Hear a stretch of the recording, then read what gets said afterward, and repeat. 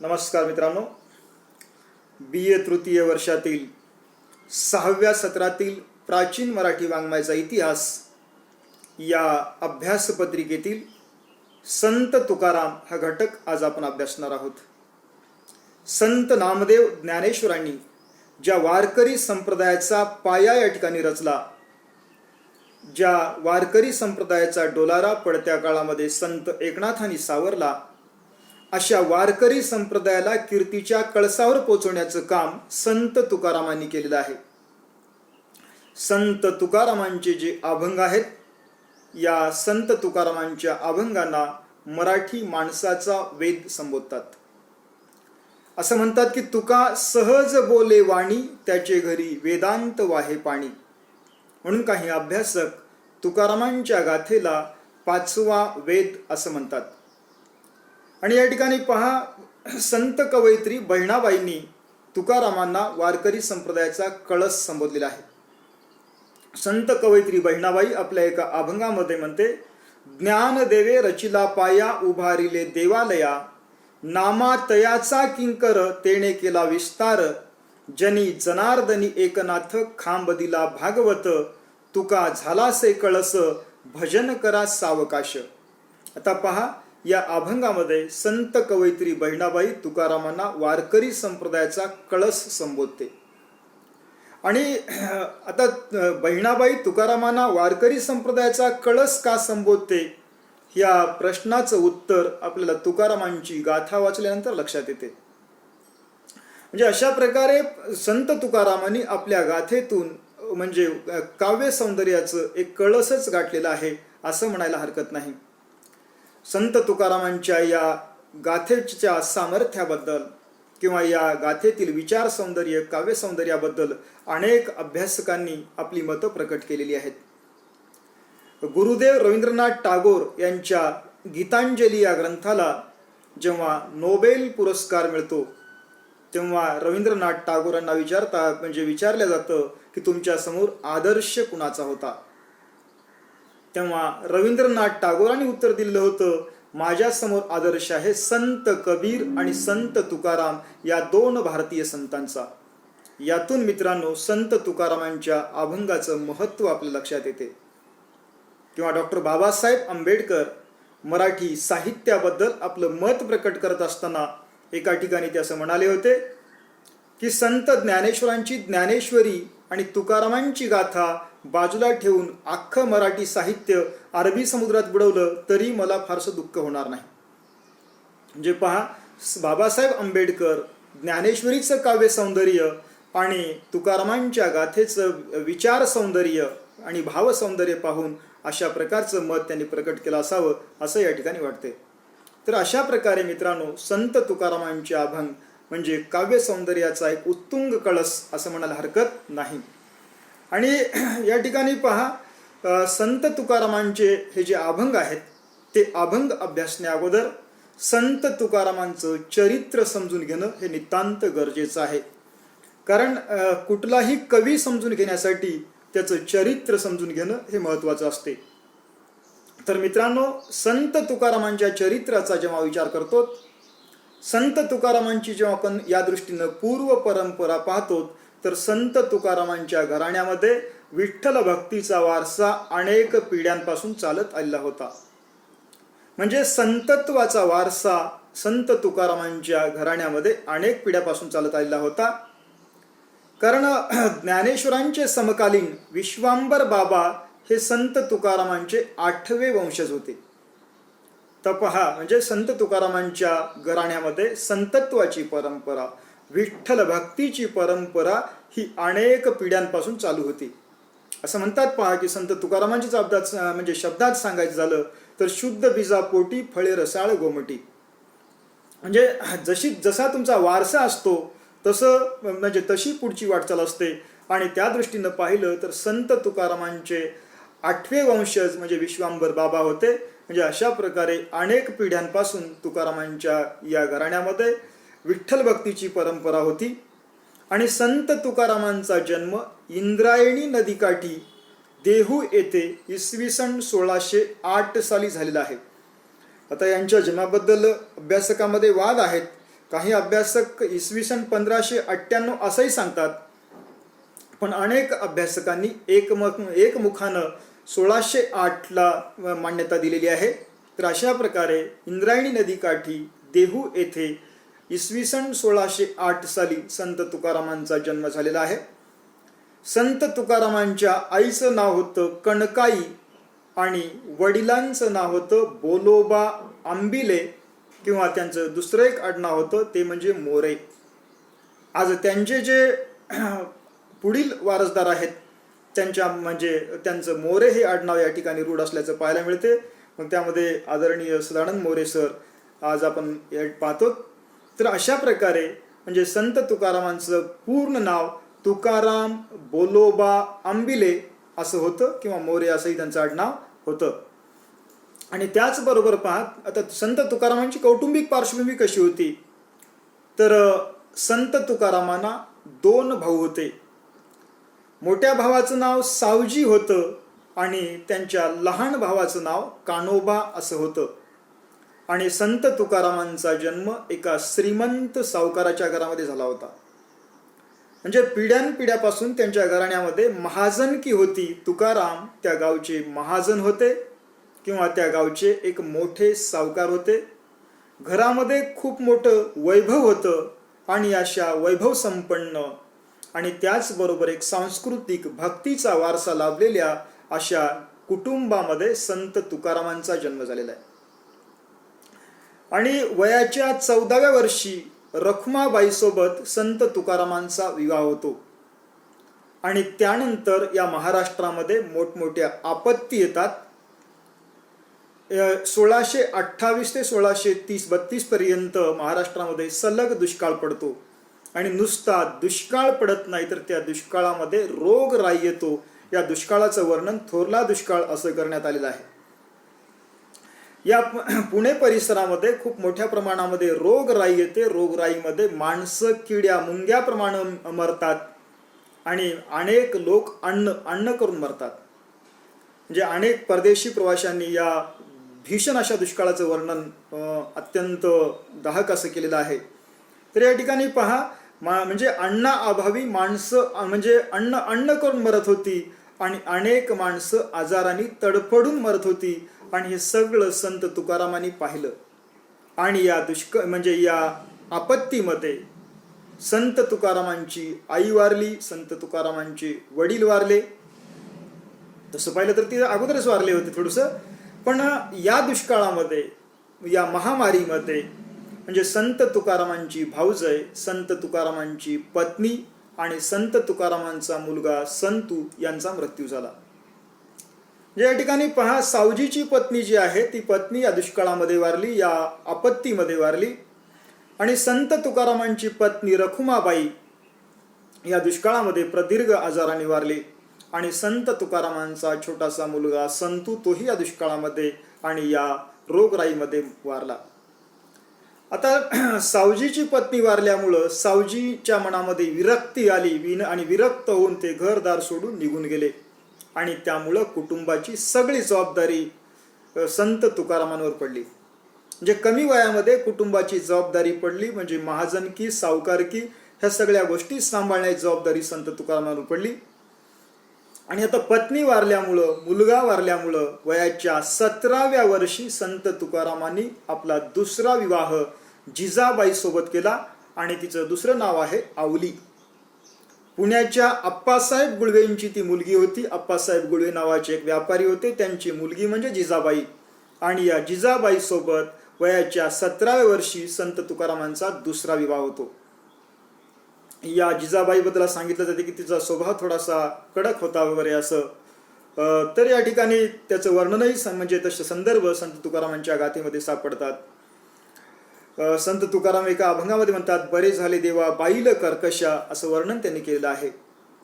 आणि या दरम्यान या भीषण दुष्काळामध्ये ह्या सगळ्या संत तुकाराम समाजाची होरपळ पाहतात आणि स्वतःची होरपळ निरपेक्षपणे, तटस्थपणे पाहतात. आणि या जीवनासंबंधी ते व्यापक चिंतन करू लागतात. आणि हे जीवन समजून घेण्यासाठी किंवा हे जीवन, हे जग, ह्याच्याबद्दल सखोल चिंतन करण्यासाठी, शाश्वत सुखाचा मार्ग शोधण्यासाठी किंवा शाश्वत सुखाचा मार्ग जगाला सांगण्यासाठी संत तुकाराम देहू येथील भंडारदऱ्याच्या डोंगरावर ते एकांत पत्करतात. आणि एकांत पत्करून जीवनासंबंधी सखोल असं चिंतन करतात, पूर्व साहित्याचा अभ्यास करतात. आणि त्यानंतर त्यांना जी अनुभूती आली ती अनुभूती जगापर्यंत पोहोचवण्यासाठी ते अभंग लिहू लागतात. आता पहा, संत तुकारामांचे अभंग म्हणजे काव्य सौंदर्याचा एक सर्वोच्च शिखर आहे असं मी तुम्हाला सांगितलं होतं. कारण आज एका अभ्यासकाने सांगितलंय पहा की ओवी ज्ञानेशाची आणि सुश्लोक वामनाचा, आर्या मयूरपंताची आणि अभंग तुकयाचा. म्हणजे ओवी पाहावी तर ज्ञानेश्वरांचीच पाहावी, आणि श्लोक पाहावा तर वामन पंडितांचा पाहावा, आणि आर्याची रचना पाहावी तर मोरोपंतांची पाहावी. आणि त्याच्या पुढे जाऊन असंही म्हणायला हरकत नाही, भारुड आणि गवळणी पाहाव्यात तर संत एकनाथांच्या. आणि त्याचप्रमाणे अभंग हा काव्य प्रकार एक उच्च दर्जाचा काय म्हणजे अभंग या वाङ्मय प्रकाराचा काय दर्जा असतो किंवा त्याची उंची काय असू शकते हे जर पाहायचं असेल, त्याचा गोडवा काय असू शकतो हे जर पाहायचं असेल तर ते संत तुकारामांचे अभंग पाहिले पाहिजेत असं अनेक अभ्यासक सांगतात. म्हणून आज जगातल्या अनेक विद्यापीठामध्ये संत तुकारामांचे अभंग अभ्यासक्रमाला लागलेले आहेत. तर आता पहा, या संत तुकारामांनी त्या काळामध्ये आपली अनुभूती अभंगातून प्रकट करत असल्यामुळं तत्कालीन समाजाला हे रुचलेलं नाही.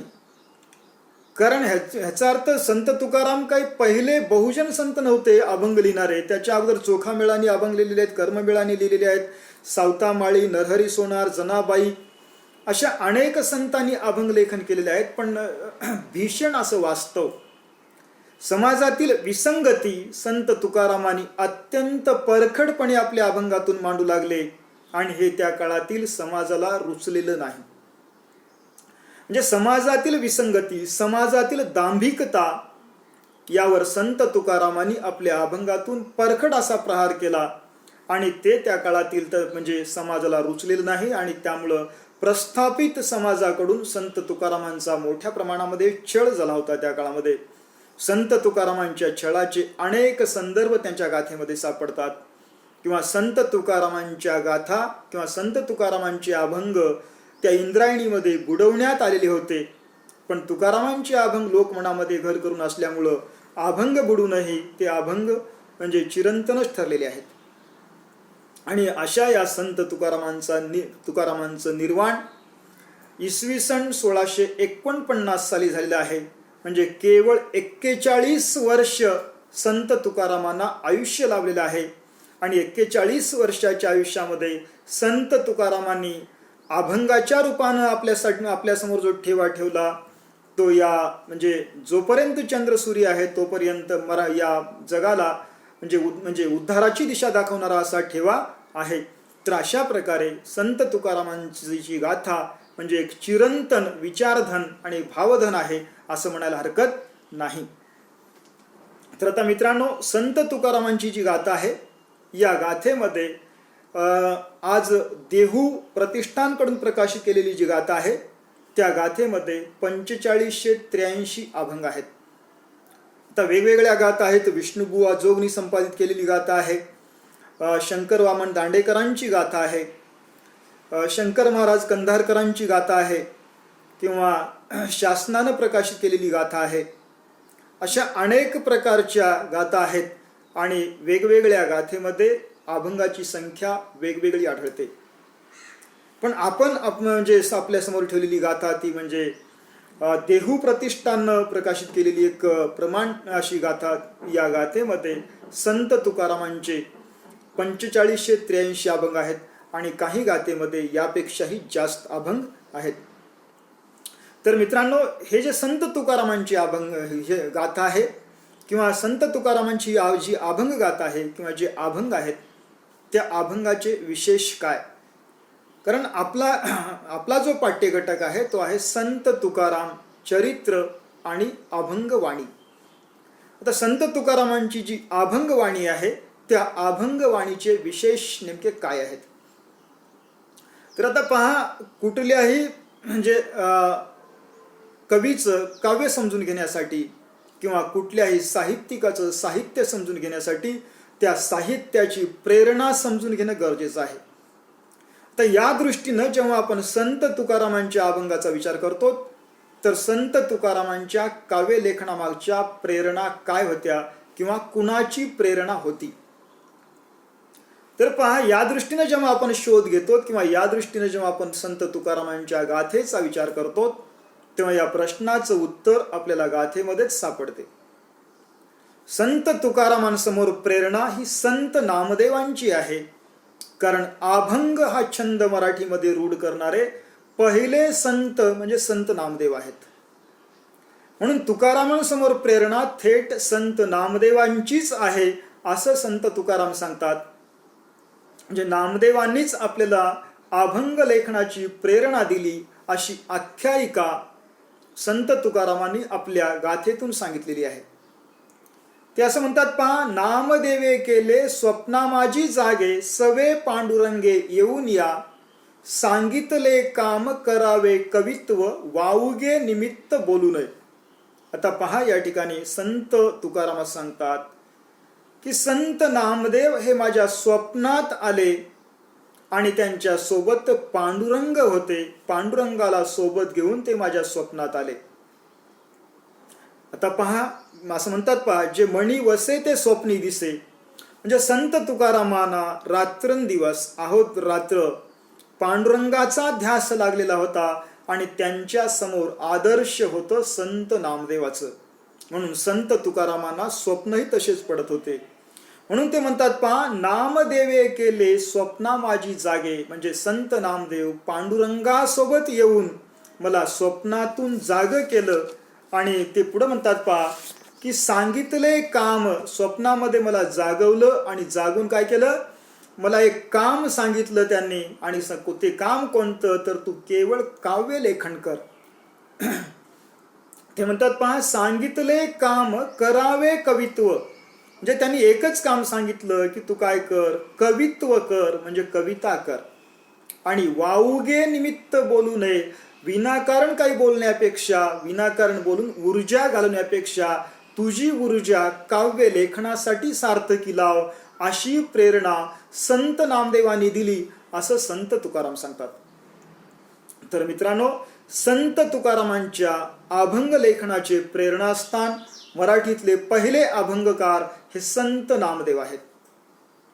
आता पहा, संत तुकारामांच्या अभंग लेखनाची भूमिका काय?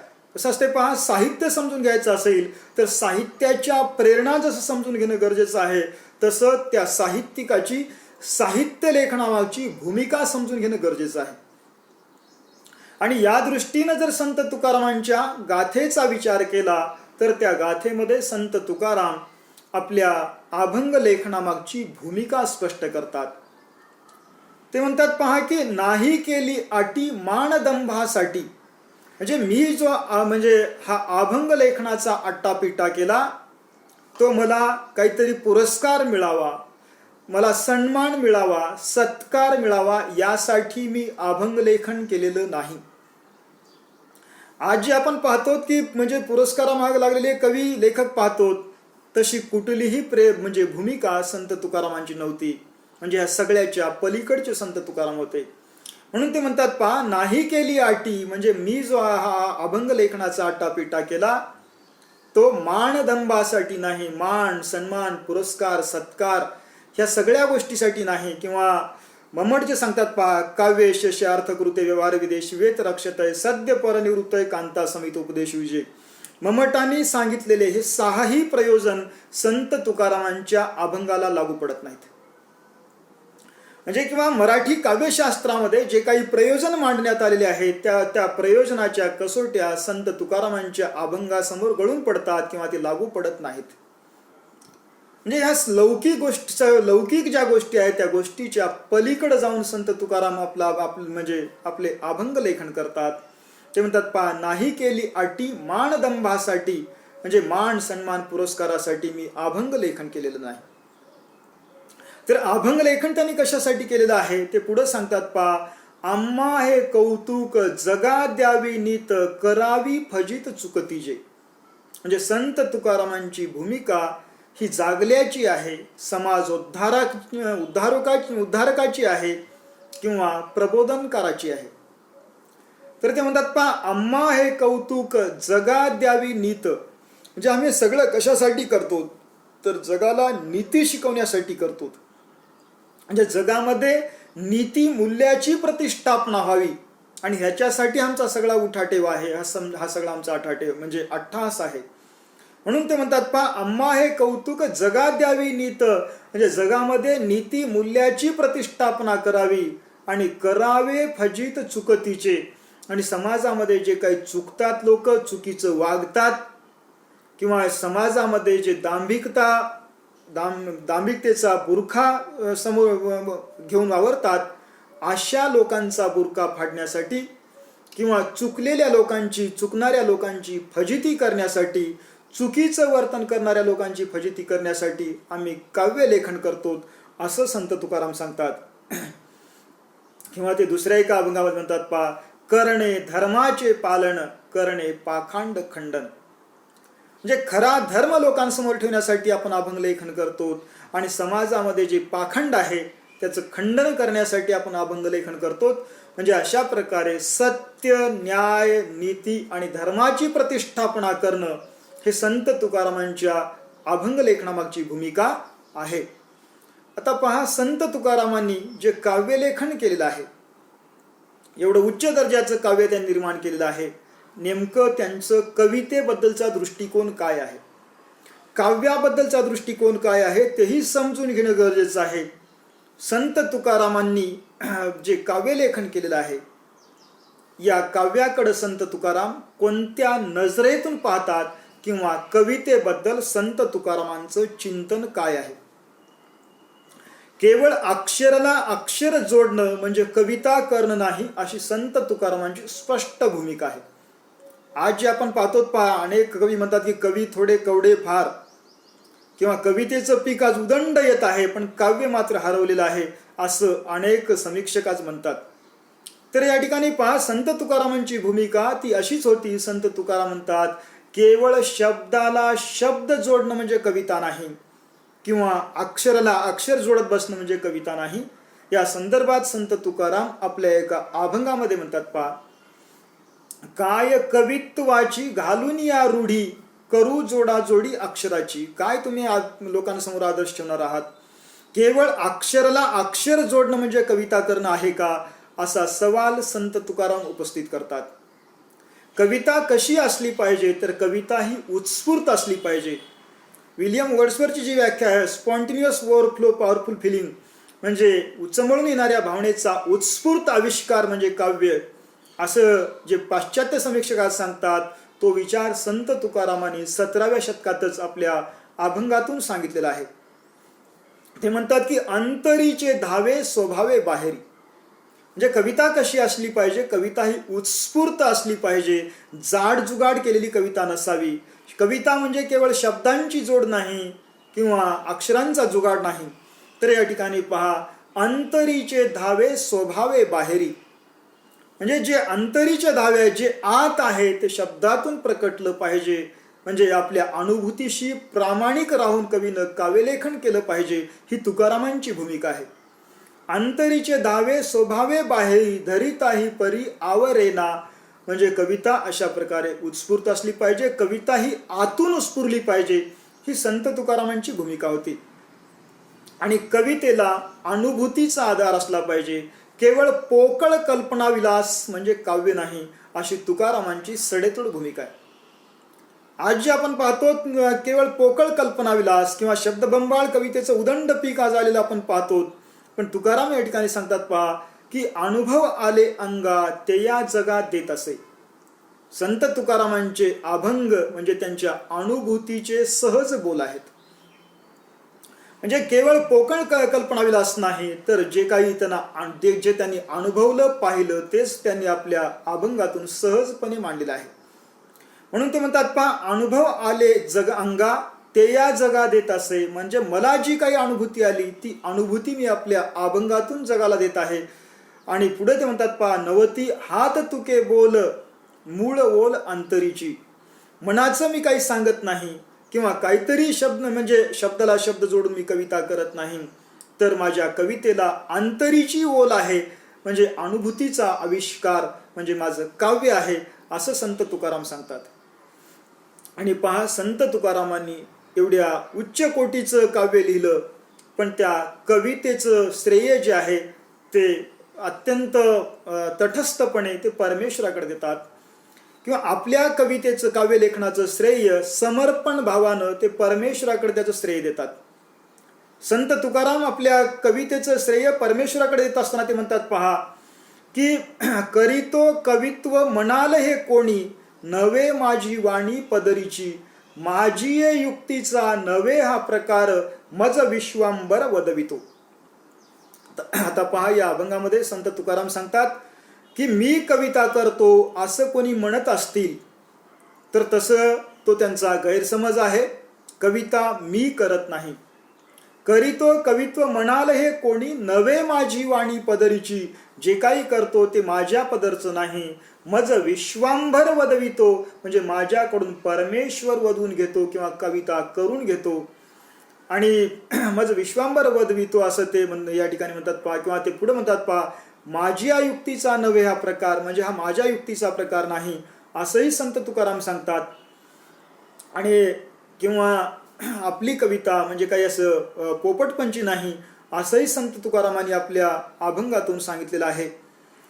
किंवा एका अभंगामध्ये ते म्हणतात पहा, करीतो कवित्व जोडितो अक्षर, येणे काय पुरे झाले माझे.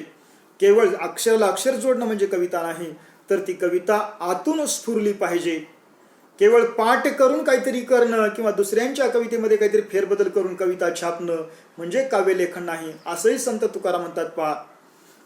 किंवा इतरांच्या कविता उचलणं, इतरांच्या कल्पना उचलणं, ह्या गोष्टीचा संत तुकारामांनी धिक्कार केलेला आहे. ते असं म्हणतात पहा, इतरांच्या कल्पना जे लोक चोरतात, इतरांच्या कवितेची जी उचलेगिरी करतात, त्यांच्याबद्दल संत तुकारामांनी अत्यंत परखड शब्दामध्ये त्यांनी आपल्या अभंगामध्ये सांगितलेलं आहे पहा. ते म्हणतात की उष्ट्या पत्रावळिया करुनिया गोळा, दाविलिया कळा कवित्वाची. दुसऱ्याच्या कल्पना चोरून आपलं काव्य सजवणं किंवा कविता करणं म्हणजे काय आहे, तर उष्ट्या पत्रावळ्या चोरल्यासारखं आहे, असंही संत तुकारामांनी कवितेबद्दल आपल्या म्हणजे या अभंगातून सांगितलेलं आहे. तर मित्रांनो, संत तुकारामांचा काव्यविचार हा एक स्वतंत्र व्याख्यानाचा विषय आहे. तर या संत तुकारामांच्या अभंगातून संत तुकारामांचा कवितेकडे पाहण्याचा एकंदर दृष्टिकोन या ठिकाणी पाहायला मिळतो.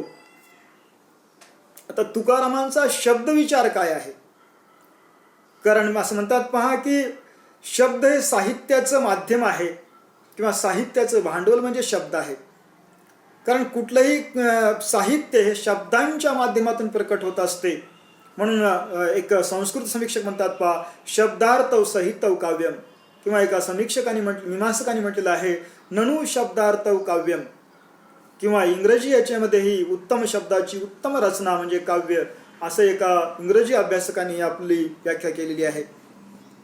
तर संत तुकारामांनी कवीच्या जीवनामध्ये शब्दांचं काय महत्त्व असते त्याचं वर्णन या ठिकाणी आपल्या अभंगातून केलेलं आहे. म्हणजे कवी लेखकांच्या जीवनामध्ये शब्दांचं स्थान काय आहे ते संत तुकाराम अत्यंत मार्मिकपणे सांगतात पहा. ते म्हणतात की आम्हा घरी धन शब्दाचीच रत्ने, शब्दाचीच शस्त्रे यत्न करू, शब्दची आमुच्या जीवीचे जीवन, शब्दे वाटू धन जन लोका. म्हणजे कवी लोकांच्या घरी शब्दाचंच धन आहे आणि शब्दाचंच शस्त्र आहे. आणि पुढे ते म्हणतात पहा, शब्दची आमुच्या जीवीचे जीवन, शब्दे वाटू धन जन लोका. आणि शब्द हेच आमच्या जीवनाचं सार सर्वस्व आहे. म्हणजे आमच्याकडं लोकांकडं हिरे माणिक मोती रत्न धन असतील, आमच्याकडं धन असते केवळ शब्दांचं असते. आणि कोणी आमच्या भांडणाला आलं तर आमच्याकडे दुसरे तिसरे कोणते शस्त्र नसतात, आमच्याकडं शस्त्र असते केवळ शब्दांचं. कारण शब्दांच्या शस्त्राबद्दल अनेक लोकांनी सांगितलेलं आहे पहा. भगवान बुद्ध असं सांगतात की तोंडातून बाहेर पडलेला शब्द हा बंदुकीच्या गोळीपेक्षा कमी नसतो. म्हणून संत तुकाराम सांगतात की म्हणजे शब्दाचीच शस्त्रे यत्न करू. आणि म्हणजे या ठिकाणी आणि पुढे ते सांगतात पहा, शब्दची आमुच्या जीवीचे जीवन शब्दे वाटू धन जन लोका. म्हणजे या ठिकाणी शब्द हेच आमच्या जीवनाचं सार सर्वस्व आहेत. आणि शब्दे वाटू धन जन लोका, आणि या लोकांना आम्ही जे देणार आहोत, जे दान देणार आहोत, तेही शब्दांचंच दान देणार आहोत, असं या ठिकाणी संत तुकाराम सांगतात पहा. आणि संत तुकारामांच्या काव्यातून त्यांचा आत्मविश्वास, त्यांच्या मनातला प्रबळ आत्मविश्वासही प्रकटलेला आहे. कसं असते पहा, तुम्ही कुठलीही कृती जेव्हा करता त्या कृतीमागं तुमचा आत्मविश्वास किती आहे त्यावर त्या कृतीचा दर्जा अवलंबून असतो. म्हणून संत ज्ञानेश्वरीमध्ये म्हणतात पहा, आपला आत्मविश्वास व्यक्त करताना म्हणतात, तैसा वाग विलाशे विस्तारू गीतार्थे विश्वभरू आनंदाचे आवारू मांडू जगा. जे पहा, या ओबीतून संत ज्ञानेश्वरांच्या मनातला प्रबळ आत्मविश्वास प्रकट होतो. ते म्हणतात, तैसा वाग विलाशे विस्तारू गीतार्थे विश्वभरू आनंदाचे आवारू मांडू जगा. किंवा पुढच्या एका ओवीमध्ये ते म्हणतात पहा, ऐका रसाळपणाची ये लोभा की श्रवणीची होती जिभा बोल इंद्रिय लागे कळंबा एकमेका. तर आणि तोच आत्मविश्वास संत तुकारामांच्याही अभंगातून प्रकटलेला आहे. संत तुकारामांची संपूर्ण गाथा ही विलक्षण आत्मविश्वासाने भारलेली आहे. तर आपल्या मनातला आत्मविश्वास प्रकट करत असताना संत तुकाराम म्हणतात पहा, वेदाचा तो अर्थ आम्हासीच ठावा येराणी वाहवा भारमाता. सगळा समाज ज्या वेदाला सर्वोच्च मानत होता, अनेक लोक वेद पाठ असल्याचा अभिमान बाळगत होते आणि समाजामध्ये वेदाचं ज्ञान मिरवत होते, अशा लोकांना उद्देशून संत तुकाराम म्हणतात, वेदाचा तो अर्थ आम्हासीच ठावा येराणी वाहवा भारमाता. तुम्ही वेद काय लावलात, तर वेदाचा खरा अर्थ जर विचारायचा असेल तर ते आम्हाला विचारा, असं संत तुकाराम म्हणतात. दुसरे लोक वेदाचा भार वाहतात आणि आम्हाला मात्र खरा वेद कळालेला आहे, अशी संत तुकारामांची भूमिका आहे. आणि किंवा याच्याही पुढे जाऊन संत तुकाराम आपल्या अभंगातून आपल्या मनातला आत्मविश्वास प्रकट करत असताना ते म्हणतात पहा की, घोटवीन लाळ ब्रह्मज्ञान्या हाती मुक्ता आत्मस्थिती सांडवीन. जे आपण काय करणार आहोत या गाथेतून, तर ते म्हणतात पहा, घोटवीन लाळ ब्रह्मज्ञान्या हाती मुक्ता आत्मस्थिती सांडवीन. म्हणजे अशा प्रकारचा आत्मविश्वास संत तुकारामांच्या अभंगातून प्रकटलेला आहे. म्हणजे या ठिकाणी पहा, ज्या कवीच्या मनामध्ये आपल्या काव्य लेखनाबद्दल आत्मविश्वास प्रबळ असतो ते काव्य निश्चितच उत्तम दर्जाचं असते. आणि तुकारामांच्या अभंगातील शब्दातून त्यांच्या मनातला आत्मविश्वास प्रकट झालेला आहे. आणि याशिवाय संत तुकारामांच्या अभंगामध्ये संघर्ष प्रकटलेला आहे. कसं असते पहा, संघर्ष हे साहित्याचं मूळ आहे. म्हणजे तेच साहित्य श्रेष्ठ दर्जाचं ठरत असते ज्या साहित्यामध्ये मानवी मनातलं संघर्ष प्रकट झालेलं असते. आता पहा, तुकारामांची समग्र गाथा ही संघर्षानं व्यापलेली आहे. आता या ठिकाणी तुकारामांच्या मनातला संघर्ष कसा होता, तर ते सांगतात पहा, रात्रंदिन आम्हा युद्धाचा प्रसंग आंतरबाह्य जग आणि मन. जे संत तुकाराम सांगतात की रात्रंदिन आम्हा युद्धाचा प्रसंग, रात्रंदिवस आमच्या मनामध्ये संघर्ष चाललेला आहे आणि त्या संघर्षाचं प्रतिबिंब अभंगातून उमटलेलं आहे. ते संघर्ष कसा आहे, तर संघर्ष हे दोन पातळीवरचा आहे. एक आतला संघर्ष आणि दुसरा बाहेरचा संघर्ष. आता आतला संघर्ष कोणता, तर संत तुकारामांचा आतला जो संघर्ष आहे तो त्यांच्यातील वासना विकाराशी त्यांचा चाललेला संघर्ष. जे माणसाचे शत्रू दोन प्रकारचे असतात, एक आतले शत्रू आणि दुसरे बाहेरचे शत्रू. आणि बाहेरच्या शत्रूपेक्षाही आतले शत्रू हे आपल्यासाठी अधिक घातक असतात. म्हणून या ठिकाणी संत तुकारामांचा पहिला संघर्ष हा आतल्या शत्रूसोबत आहे. आता आतले शत्रू म्हणजे आपल्या आतील हे जे 6 विकार आहेत, त्या 6 विकारांना उद्देशून संत तुकाराम म्हणतात की अंतर म्हणजे आतले शत्रू. म्हणजे या आतल्या शत्रूंसोबत तुकारामांचा रात्रंदिवस संघर्ष चालू आहे. आणि त्याचबरोबर आणि अंतर्बाह्य म्हणजे बाहेरचे शत्रू म्हणजे समाजातल्या ज्या दुष्ट प्रवृत्ती आहेत, समाजातील हे जे दुष्ट प्रवृत्ती आहेत त्यांच्यासोबत तुकारामांचा चाललेला संघर्ष म्हणजे तो बाहेरचा संघर्ष. म्हणजे म्हणून ते म्हणतात पहा, रात्रंदिन आम्हा युद्धाचा प्रसंग, अंतर्बाह्य जग आणि मन. एक संघर्ष जगासोबत आहे आणि दुसरा संघर्ष आपल्या मनासोबत आहे. आणि त्या संघर्षाचंच प्रतिबिंब संत तुकारामांच्या अभंगातून प्रकटलेलं आहे. म्हणून संघर्ष हे तुकारामांच्या अभंगाचं एक वैशिष्ट्य आहे. आता संत तुकारामांनी जे काही अभंग लेखन केलेलं आहे त्या अभंग लेखनामध्ये म्हणजे संत तुकारामांनी हे जगाकडे जे पाहिलं, जगाबद्दल जे विचार केलं, तुकाराम हे अनुभव प्रामाण्य मानणारे आहेत. ग्रंथ प्रामाण्यापेक्षा, शब्द प्रामाण्यापेक्षा, श्रुती स्मृती प्रामाण्यापेक्षा संत तुकाराम अनुभूती प्रामाण्यावर भर देतात. जे बुद्धांनी ज्या गोष्टीवर भर दिलं होतं त्याच गोष्टीवर संत तुकारामांनी भर दिलेला आहे. किंवा बुद्धांनी, बसवेश्वरांनी जे अनुभव प्रामाण्याला महत्त्व दिलं होतं आणि तीच वाट संत तुकारामांनी चोखाळली आहे. म्हणून ते म्हणतात पहा की म्हणजे सत्य असत्यासी मन केले ग्वाही, मान येले नाही बहुमता.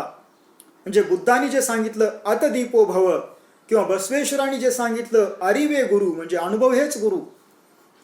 आणि या ठिकाणी संत तुकाराम म्हणतात पहा, सत्य असत्यासी मन केले ग्वाही. म्हणजे सत्य असत्याला मी माझं मनच साक्ष ठेवलेलं आहे. ग्वाही म्हणजे साक्ष. मान येले नाही बहुमता. या म्हणजे कोणते ग्रंथ काय सांगतात, श्रुती स्मृती काय सांगतात ह्याच्यापेक्षा म्हणजे माझा अनुभव काय सांगतो याच गोष्टीला मी प्रमाण मानलेलं आहे असं संत तुकाराम सांगतात. किंवा ते एका अभंगामध्ये म्हणतात पहा, अनुभवा वाचून सोंग संपादने. अनुभव वाचून बाकी सगळं सोंग आहे. नवे हे करणे स्वहिताचे. म्हणजे अनुभव वाचून दुसऱ्या कोणत्याही गोष्टीचा आपण अंगीकार केला तर त्यातून काही हित साधणार नाही अशी संत तुकारामांची भूमिका आहे. म्हणून ते पुढे म्हणतात पहा की पुढे एका अभंगामध्ये म्हणतात, चित्त ठेवी ग्वाही आणि काशी चाड नाही. म्हणजे पहा, तुम्ही तुमच्या चित्ताला साक्ष ठेवा, चित्ताला ग्वाही ठेवा. दुसऱ्यांची काही दुसरे काय म्हणतात ह्याचा विचार करण्याची गरज नाही, किंवा बाकी श्रुती स्मृती काय म्हणतात याचा विचार करण्याची गरज नाही असं संत तुकाराम स्पष्टपणे सांगतात. म्हणजे संत तुकाराम या ठिकाणी अनुभव प्रामाण्याला भर देतात. म्हणजे पहा, संत तुकारामांची विचार करण्याची पद्धत ही वैज्ञानिक आहे, विवेकाधिष्ठित आहे असं म्हणायला हरकत नाही. आता पहा, संत तुकारामांच्या अभंगाचा पाया विवेकनिष्ठा आहे. म्हणजे विवेकनिष्ठेच्या पायावर संत तुकारामांच्या अभंगाचा डोलारा आहे. आणि म्हणजे विवेकनिष्ठेचा भक्कम पाया संत तुकारामांच्या गाथेला लाभलेला आहे. संत तुकाराम जगातल्या प्रत्येक गोष्टीकडं विवेकी नजरेतून पाहतात आणि ज्या ज्या गोष्टी विवेकाला पटत नाही त्या गोष्टी संत तुकारामांनी सरळपणे धुडकावून लावलेल्या आहेत. आता पहा, समाजाला अंधश्रद्धेच्या खाईत लोटणारे जे नवस सायाशाच्या गोष्टी आहेत त्या गोष्टी तुकारामांनी धुडकावून लावलेल्या आहेत. ते असं म्हणतात की नवसे कन्या पुत्र होती तरी का करणे लागे पती. म्हणजे या ठिकाणी नवस करून जर लेकरं होत असतील तर मग लग्न करायची गरजच काय असा प्रश्न संत तुकाराम उपस्थित करतात. असा प्रश्न उपस्थित करून लोकांना संत तुकाराम विवेकानं विचार करायला प्रवृत्त करतात. संत तुकाराम नुसतं विवेकी भूमिका घेत नाहीत तर लोकांनाही विवेकाने विचार करायला प्रवृत्त करतात. तसे प्रश्न संत तुकाराम आपल्या अभंगात उपस्थित करतात. संत तुकारामांनी आपल्या अभंगातून असे अनेक प्रश्न उपस्थित करून लोकांना विचार करायला प्रवृत्त करतात. म्हणून त्या ठिकाणी म्हणतात पहा, नवसे कन्या पुत्र होती तरी का करणे लागे पती. जे नवस करून जर लेकरं होत असतील तर या ठिकाणी लग्न करायची गरजच काय असा प्रश्न संत तुकाराम विचारतात. किंवा फलज्योतिष, हस्तरेखा विज्ञान ह्या सगळ्या गोष्टी संत तुकारामांनी ठामपणे नाकारलेल्या आहेत. ते असं म्हणतात की कपाळीची रेखा असती उत्तम तरी का श्रम पावतो मी.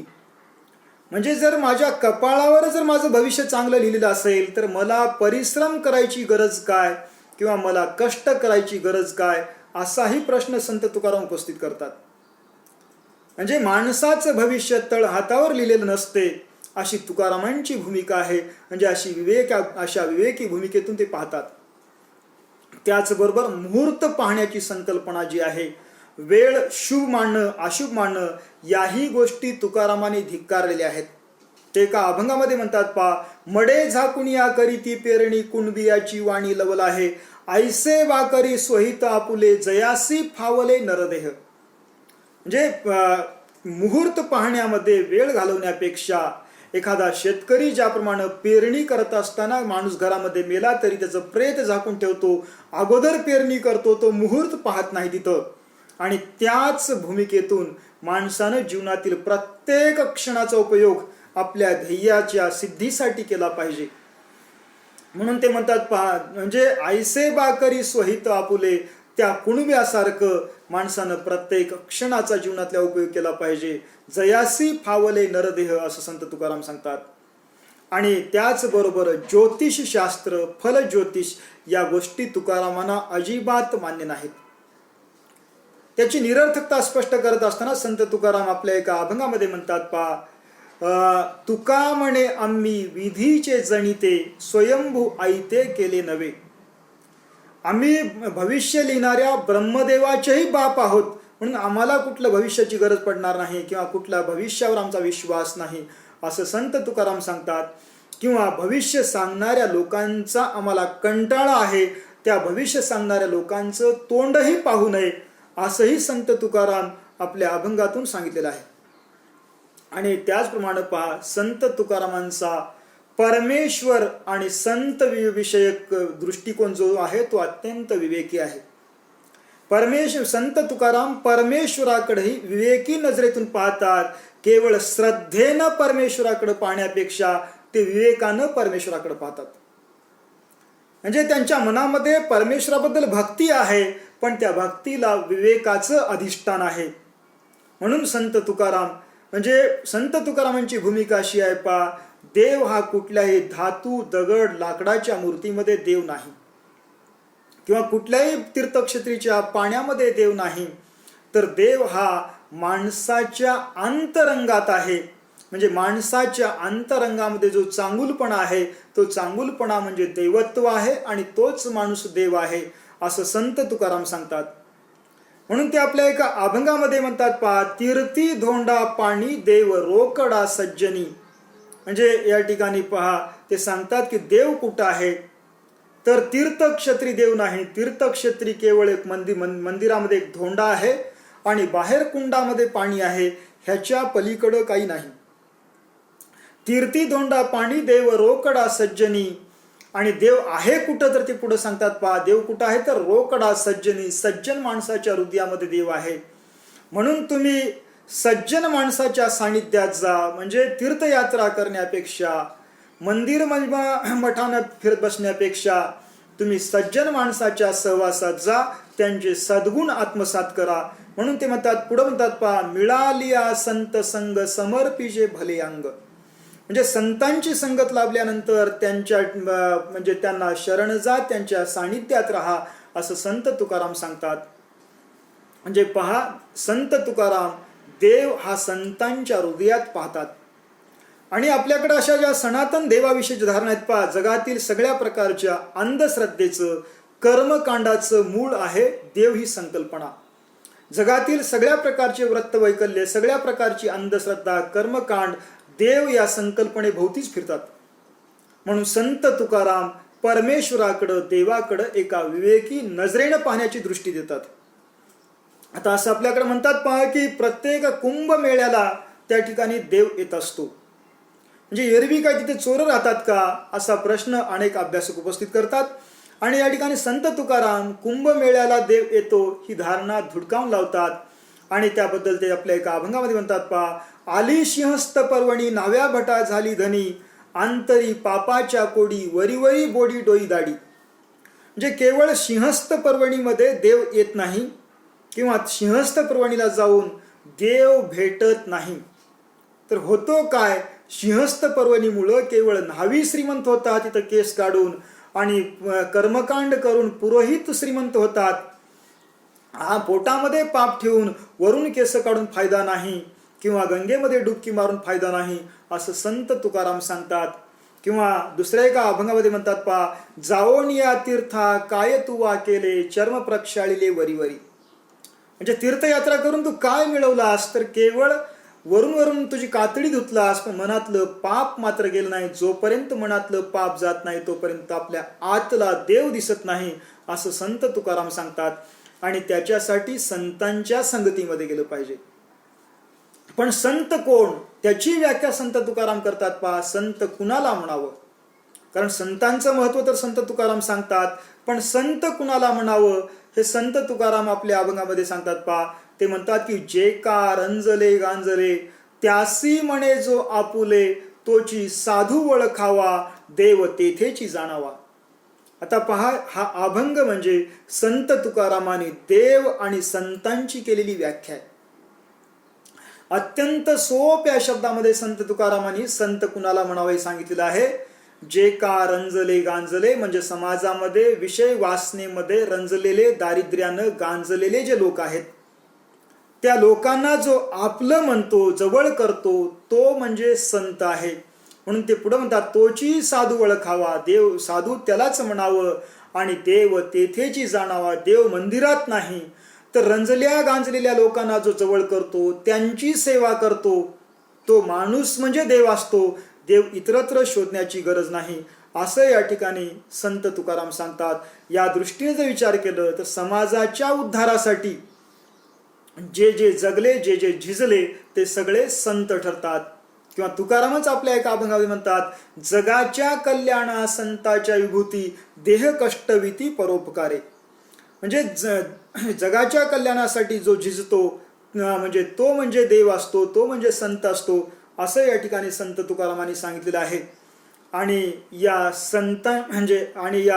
संतांची भूमिका काय, तर पहा, असं म्हणतात पहा, कोणत्याही धर्मातील सर्वोच्च मूल्यांचा आविष्कार ज्याच्या कृतीतून होतो त्यांना संत म्हणतात.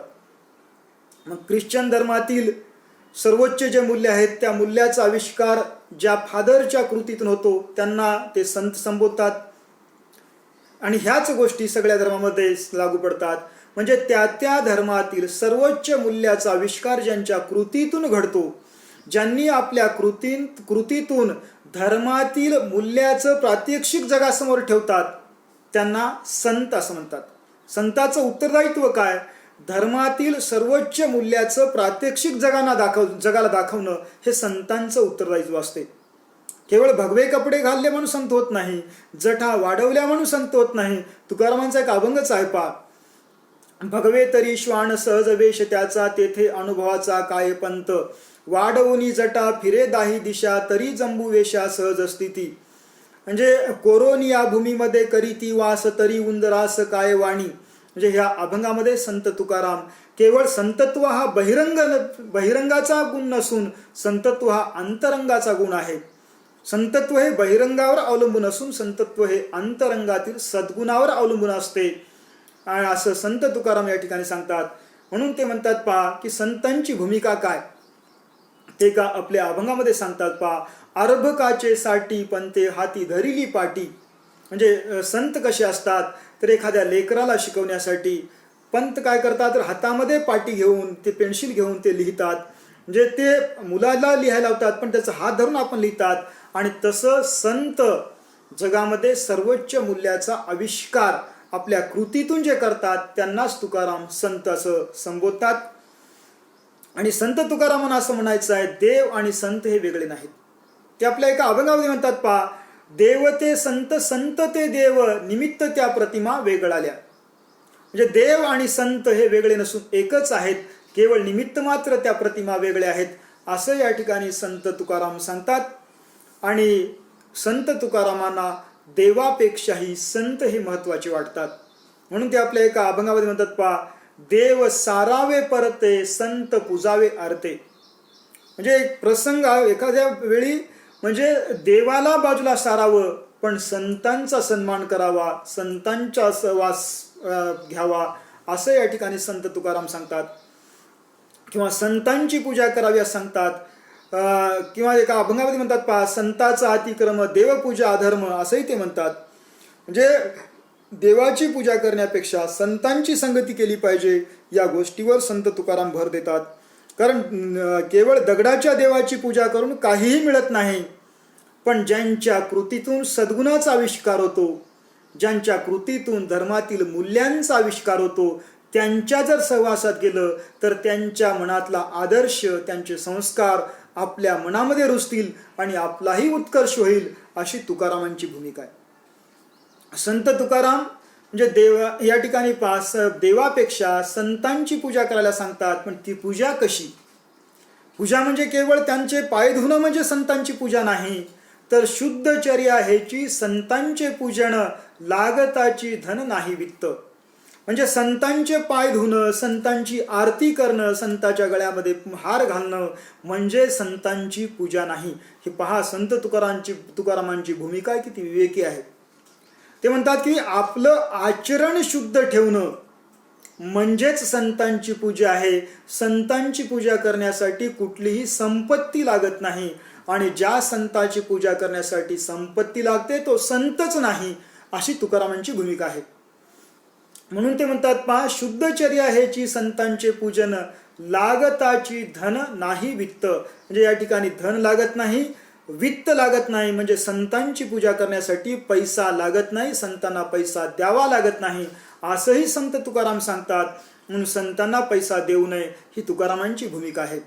कारण आणि अशा संतांना उद्देशून तुकाराम म्हणतात पहा, कीर्तन करणाऱ्या संतांना उद्देशून ते म्हणतात, जेथे कीर्तन करावे तेथे अन्न न सेवावे, तुका म्हणे देती घेती दोघे नरका जाती.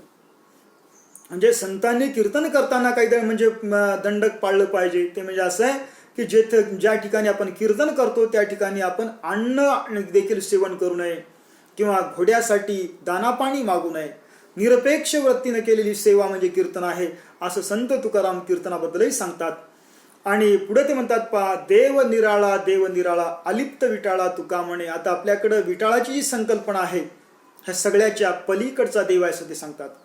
आपण विटाळाच्या आधारे काही लोकांना अस्पृश्य मानतो, किंवा या ठिकाणी स्त्रीला आपण या ठिकाणी लांब ठेवतो विटाळाच्या नावाखाली. पण संत तुकाराम सांगतात देव हा विटाळ संकल्पनेच्याही पलीकडचा आहे.